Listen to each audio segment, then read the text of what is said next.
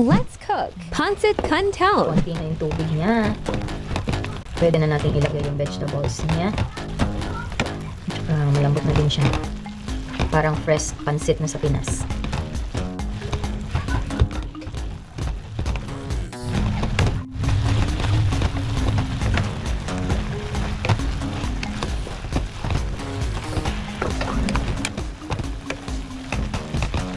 Lagay na natin ang sahog. Ma-overcook na yung sahog. Okay lang yun. Halo.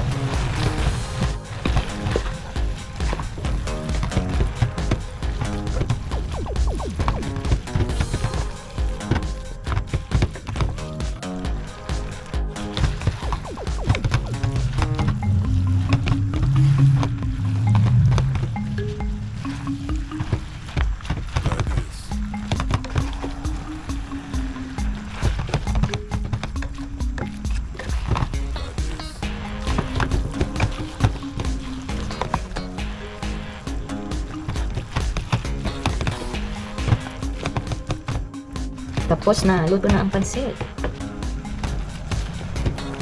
Ayan guys, luto na ang pansit. Luto na siya, soft drinks na lang ang kulang. Thank you for watching. See you on my next food vlog.